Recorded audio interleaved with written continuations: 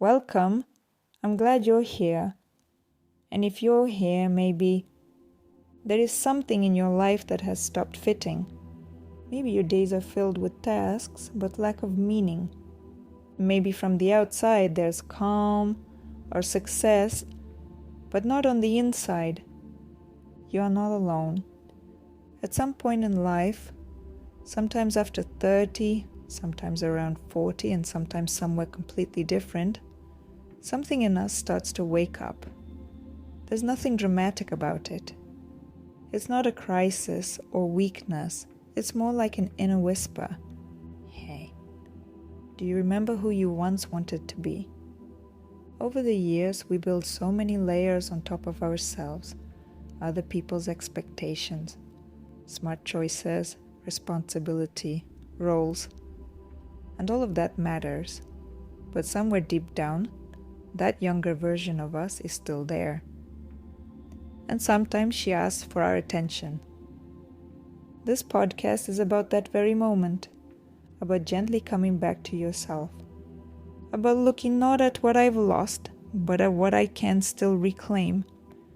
We won't be saying here that you have to revolutionize your life. I won't be saying start tomorrow. This is not a place of pressure or forcing yourself. This will be a place of tenderness towards yourself, a place to pause and reach for small changes that, over time, can lead you in a new direction. In the next episodes, we'll talk about how to find your own values, how to recognize what truly is mine, and what was only something we thought we wanted for a while, how to take care of yourself when responsibilities are pulling you in different directions, how to make room for your needs, your dreams, even just piece by piece. I know that change can be hard, sometimes almost impossible to imagine. You can listen, you can think, you can wait. Sometimes simply allowing the thought, maybe it could be different, is already a beginning. I want you to feel safe here. I want you to feel that someone sees you, without judgment, without haste. I want this to be a place where you can breathe and come back whenever you want. You have one life, and you deserve for it to be yours.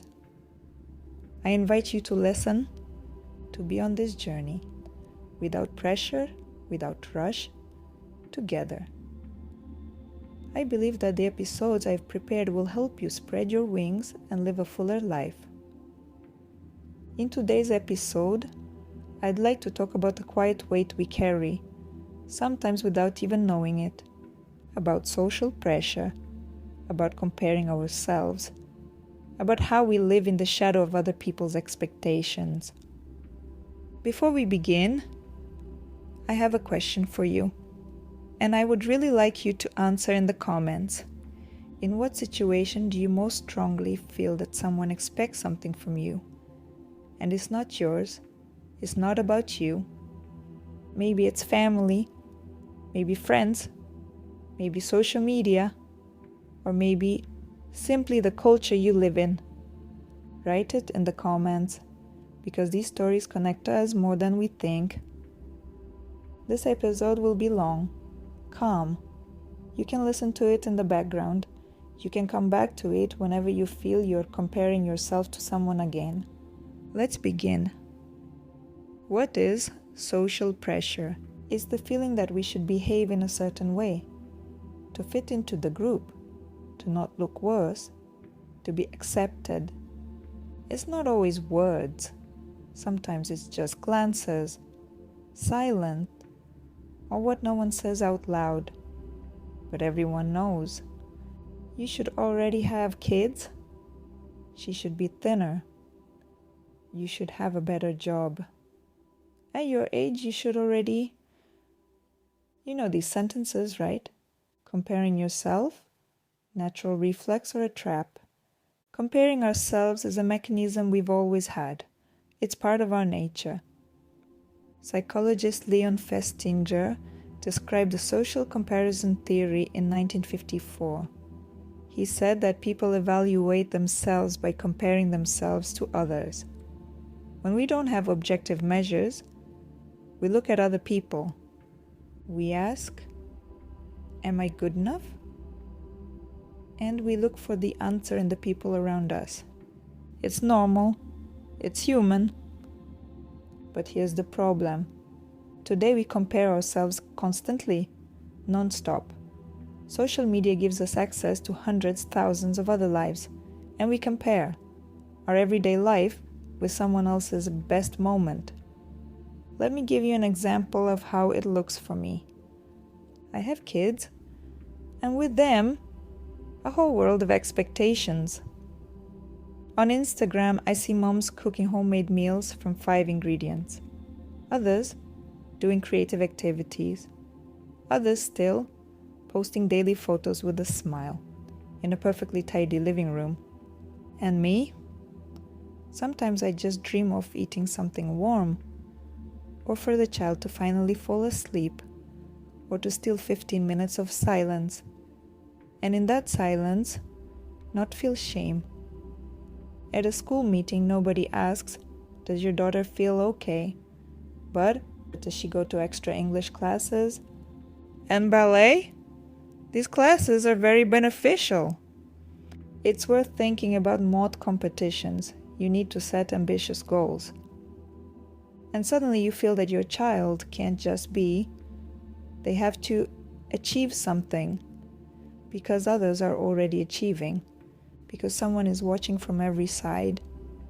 You give your child a tablet, you know what the consequences are, right?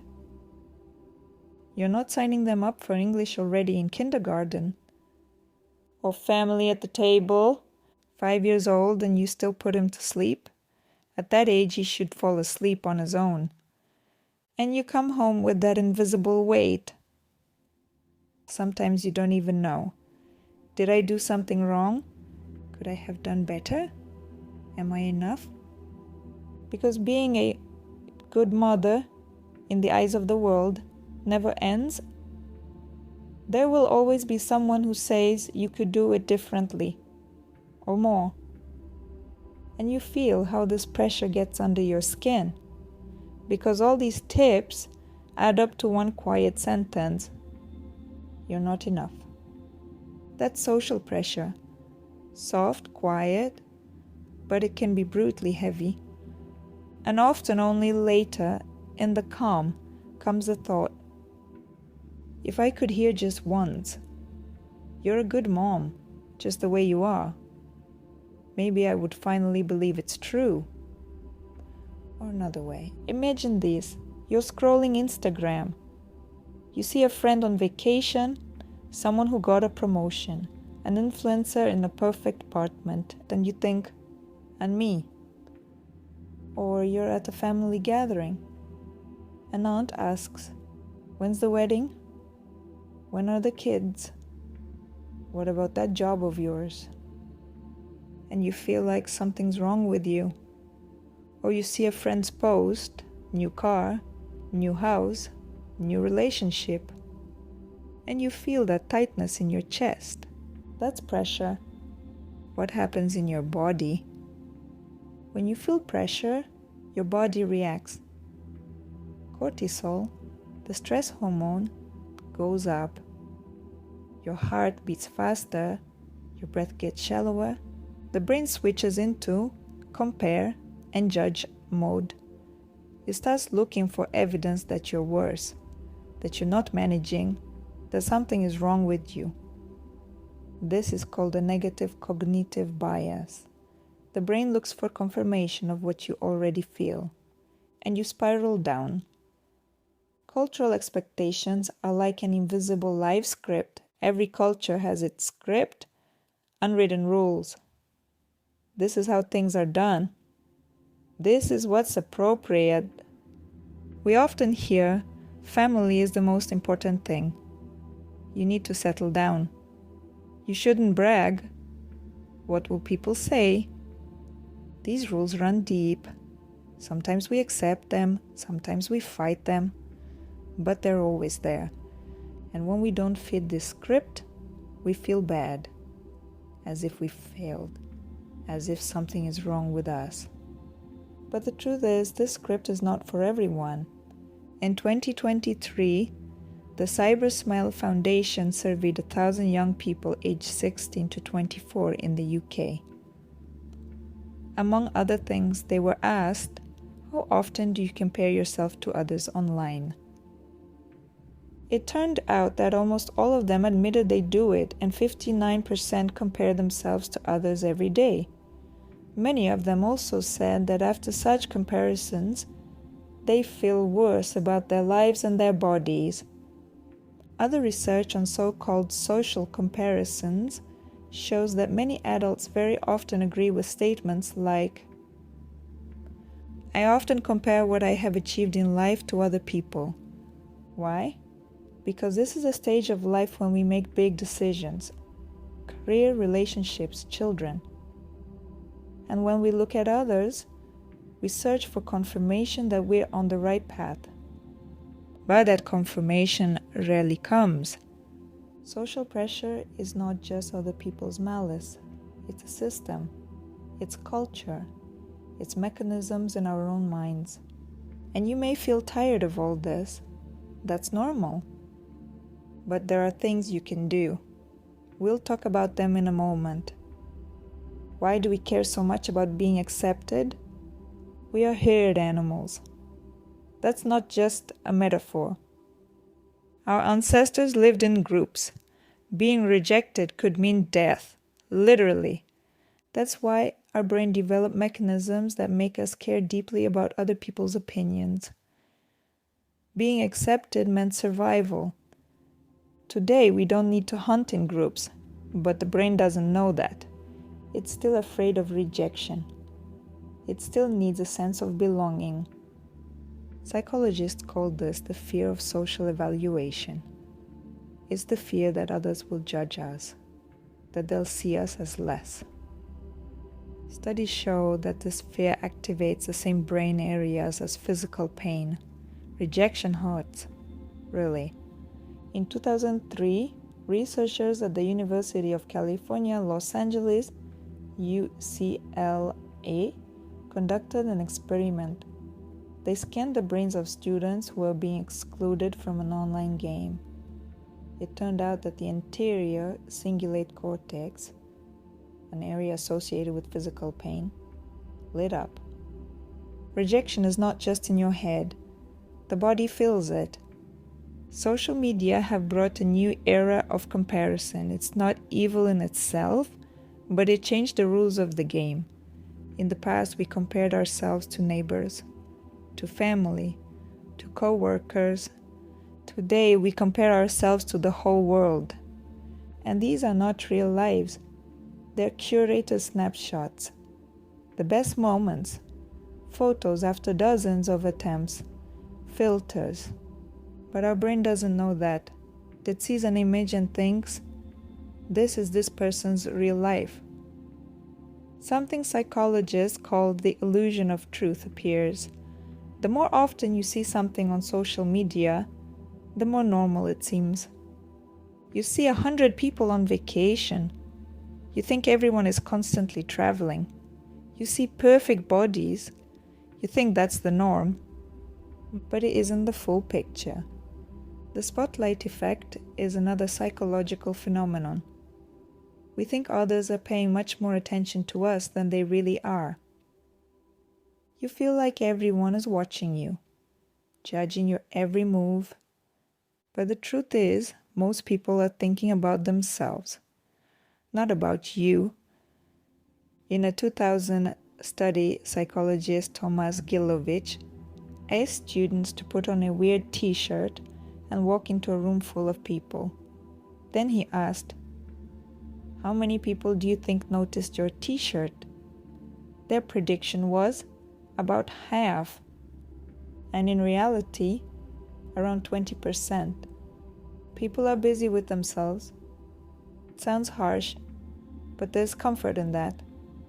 You are not the center of attention as much as you think. When you feel pressure, you often turn into a perfectionist. You think, if I'm perfect, no one will criticize me. But that doesn't work. Psychologist Brené Brown says that perfectionism is not about the pursuit of excellence. It's about the fear of shame. A perfectionist doesn't want to be better. They want to be safe. But perfection doesn't exist, and chasing it, you always feel not enough. Why do family and loved ones often create the most pressure? This might be the hardest part, because we care most about the acceptance of the people we love. Families have expectations. They often don't say them out loud, but they're there. Cultural norms are especially strong in families, passed down from generation to generation. In our family, everyone finished university. In our family, we don't get divorced. In our family, we don't do things like that. Parents want the best for you, but sometimes their best is not your best. And then you feel like you're failing. I have a friend, let's call her Kate, 41 years old. We graduated together. She doesn't have children. She doesn't want them. Every holiday is the same. Kate, when are the little ones coming? Time is ticking. Soon it'll be too late. Kate feels judged, as if her choice didn't matter, as if someone else could decide what she should do, as if something was wrong with her because she doesn't do what others tell her. And yet it's her life. This is cultural pressure, and family pressure, and social pressure, all in one. What happens when you live under pressure for too long? Chronic stress, burnout, anxiety, depression. When you constantly compare yourself, your self-esteem drops. You feel smaller, worse. Research shows that excessive comparison is linked to lower happiness levels, to a greater tendency toward addictions, to alcohol, to work, to food, because you're trying to numb that feeling of not being enough. Social pressure comes from our biology, from culture, from how media work, and from our own fears. It all intertwines. But you can do something about it. You don't have to live in constant tension. Now let's talk about what you can do today. I've chosen 5 steps. Not all of them will be for you. That's normal. Choose 1, maybe 2.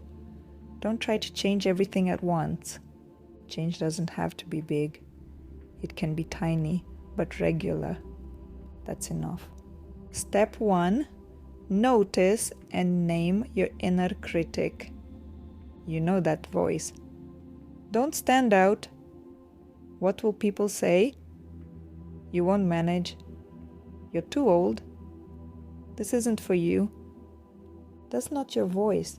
It's the voice of fear. The voice of internalized expectations. What does that mean in practice? Imagine this. You're 41. You work in a corporation, you're in finance, in a high position. 2 kids, a daughter and a son. And inside sits a thought. I want to change something. But immediately you hear, who's going to take you seriously? You're going to leave a job like that now. What if it doesn't work out? Everyone will think you've lost your mind. That's the inner critic. How do you change it? Name it, give it a name. Oh, it's the critic again. Or, that's fear talking. Psychiatrist Dan Siegel calls this, name it to tame it. When you name an emotion or thought, you lower its intensity. It's not magic, it's neurobiology. Naming activates areas of the brain responsible for emotion regulation. It lowers the activity of the amygdala, the fear center. I have a concrete exercise for you this week. Take a notebook. For 7 days, every evening write down, when today did I hear the critical voice? What exactly did it say? In what situation? Example, Monday, The critic spoke up when I thought about changing jobs. It said, "At your age, it's already too late." I was on my way home from work. After a week, read everything. You'll see patterns. And ask yourself, is this voice telling the truth? Are these really my beliefs or borrowed expectations? Right now you may be thinking, I want to change something, but I'm afraid of what others will think. What exactly do you hear inside? Maybe people will think I'm irresponsible. My husband will worry. My parents will say I wasted my education. My co-workers will see me as a deserter. Write all of it down and then ask each thought, how do I know that? Did someone actually say it, or am I assuming? What's the worst that could happen? Very often you find that these voices are not facts, they're fears, and fear can be tamed. Step 2. Limit social media. Social media is not just entertainment, it's an arena for comparison. You scroll LinkedIn, someone got promoted to director, someone started their own company, someone got an award. You scroll Instagram, a friend in the Maldives, another showing a perfect breakfast with her kids, an influencer in perfect shape. And you think, and me? What does that do to you? A 2020 study showed that limiting social media to 30 minutes a day significantly reduces symptoms of depression, anxiety, and loneliness. 30 minutes. But it's not about dramatic cuts.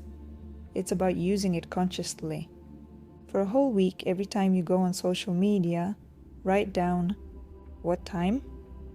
For how long? How do I feel after? Don't change anything yet, just observe. Example, Wednesday 9:30 p.m., Instagram 40 minutes. I feel tired, a bit worse about myself. I saw a friend on a trip. I thought I haven't been anywhere for a year. The next week, take action. Remove the apps from your main phone screen. Put them in a folder on the second page. Make access less automatic. Set a time limit, 20 to 30 minutes a day. Your phone will warn you. Stop following accounts that make you feel worse. It's not pettiness. It's mental health. If you see a mom with a perfectly tidy house and think, I could never do that, unfollow. If you see a woman who changed careers after 40 and you feel inspired, keep her. Choose consciously. Maybe your day looks like this. Wake up, get the kids ready, take them to school, work 9 to 10 hours, pick up the kids, dinner, bath, bedtime, then you scroll the Instagram. You see a mom baking homemade cakes with her kids, or a woman your age who just finished a marathon, or an influencer with a perfect body. And you think, I never get anything done. What am I doing wrong? That's a trap. These people are showing 5 minutes of their whole day. You don't see that the mom might be burned out, that the woman might be neglecting other things for running, that the influencer might be unhappy. You don't know. But you compare your 24 hours to their 5 minutes. For 2 weeks, keep only the accounts that inspire you without triggering comparison, and see how you feel. You might find it's easier to breathe. Step 3. Define your good enough. Perfectionism is a trap. Because perfection doesn't exist, you can always do more. Be a better mother, a better wife, a better employee, a better daughter. But when does it end? Never. Psychoanalyst Donald Winnicott introduced the term good enough mother. He said that children don't need a perfect mother, they need a good enough one. One who sometimes makes mistakes, sometimes is tired, sometimes has no energy, but is present and loves them, that's enough. How do you bring this into your life? Ask yourself, what does good enough mean for me? Not for my husband, not for my parents, not for my boss. For me, take a sheet of paper, divide it into categories: work, family, relationship with partner, health, time for myself, and in each category write, what is good enough for me? Example, family. Good enough is, I spend at least an hour a day with my kids without my phone. On weekends we do something nice together, a walk, a game, a movie.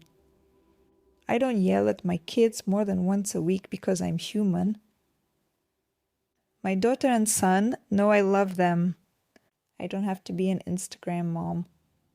Example, work. Good enough is, I complete my tasks on time. I don't work past 6 p.m. unless I really have to. I don't answer emails on weekends. I don't have to be the best. I can be good. Applying this to your situation, you have a high-level job in a corporation. It comes with responsibility, and you feel you don't fit there anymore. But at the same time you think, I should be grateful. People would kill for this job. I shouldn't complain. That's pressure. Ask yourself, what is a good enough job for me? Maybe it's a job that gives me a sense of purpose, a job that lets me be with my kids, a job that doesn't completely drain me. If your current job doesn't meet these criteria, it doesn't mean something is wrong with you. It means the job doesn't fit, and that's okay. Step 4. Set your first small boundaries. Boundaries are not selfish, they're mental health. But setting boundaries can be hard, especially if you haven't done it for years. Why is it so hard? Because you're afraid that someone will be upset, that someone will judge you, that you'll lose a relationship, that they'll think you're a bad person. But the truth is, people who respect you will accept your boundaries, and those who don't maybe shouldn't be that close. Where to start? You don't have to set huge boundaries, start small. Examples of small boundaries. At work, from today I don't answer emails after 7 p.m. On weekends I don't pick up work calls unless it's truly urgent. When I'm on vacation, I'm on vacation. In family, Mom, I understand you care, but I don't want to talk about my job right now. I appreciate your advice, but this is my decision. Right now is not a good time for this conversation. With kids, sweetheart, Mom needs 20 minutes for herself right now. I'll play with you afterwards. No, today there's no time for the playground. We'll go tomorrow. How to say it? Use the pattern. I understand, but... Example. I understand you want me to stay longer at work, but I have to pick up the kids at 5 p.m. I understand this is important to you, but I don't want to talk about it right now. I understand, but I don't have time for that at the moment. This is not an attack. It's a boundary. Imagine this. Your boss asks you to stay in a meeting until 7 p.m. But you promised your daughter you'd go to the library together. Until now, you would have said, okay, I'll stay. And you'd call your husband to pick up the kids. And you'd feel guilty. Now you can say, unfortunately, I have to leave at 5 p.m. today. Can we move this meeting to tomorrow morning? Or, I can stay until 6 p.m., but then I really have to go. That's a boundary, and the world won't collapse. Set one small boundary, just one. It could be not answering an email after 7 p.m., saying no to one request, Reserving 1 hour at the weekend just for yourself. Watch what happens, how you feel, how others react. Most often you'll find that people accept your boundaries better than you thought. Step 5. Find one small for yourself. When you live under pressure, when you constantly compare, when you try to meet everyone's expectations, you lose yourself. You no longer know what you want, what you like, what brings you joy. Why does this matter? Because if you're not in touch with yourself, you don't know which way to go. You say, I want to change something, but you don't know what, because you can't hear your own voice. How do you find yourself again? Start with small things. Take a sheet of paper. At the top write, what brings me joy? And for 10 minutes write down everything that comes to your mind. Small things, big things, everything. Examples: morning coffee in silence, running, reading, talking to a friend, being in the forest, dancing in the kitchen, writing, watching a good series. Don't judge, don't think, this is silly, just write. Now choose one. From this list, pick one thing, the smallest, the easiest to do, and make a deal with yourself. For the next 2 weeks, I will do this once a week. Morning coffee in silence. How to do that? Maybe you get up 15 minutes earlier, before the kids wake up. Before you turn on your phone, you sit down, make coffee, and for 15 minutes it's just you. You don't have to do anything. You don't have to plan. You just are. Another example, going for walks. How to do that? Maybe on Saturday, when your partner is with the kids, you go out for 30 minutes, alone, without your phone, and you walk, just walk. You say, I'd like more time for myself. But what exactly does that mean? Maybe half an hour in the morning for coffee and a book. 1 hour at the weekend for exercise. 1 evening a month with a friend. 20 minutes before bed to write in a journal. You don't have to do everything. Choose one and see how you feel. Often you'll find that this one small for yourself gives you space, breath, a connection to who you are. And when you're connected to yourself, decisions become easier because you can hear your own voice. Social pressure is not something you can get rid of once and for all. It will come back at different moments in life, in different situations, but you can learn to live with it differently, not let it define you. Remember, the inner critic is not your voice, it's fear. You can name it and tame it. Social media is not real life. You can limit your time there and choose what you see. You don't have to be perfect. Good enough is enough. Boundaries are not selfish. They are respect for yourself. A small for yourself keeps you in touch with who you really are. And most importantly, your worth does not depend on how you compare to others. You are worthy because you exist, not because of what you have, not because of what you've achieved, because you are. A small request. If this episode helped you, if something inside you shifted, consider subscribing. I'm not doing this for the numbers. I'm doing it because I believe psychological knowledge can change lives. Because I believe that through these episodes you'll grow your wings and start living a fuller life. And if you feel the same, stay. And come back to the question from the beginning. Write in the comments, in what situation do you most strongly feel social pressure? I want to read it. I want to know that you're not alone in this, because you're not. Thank you for being here with me. See you in the next episode.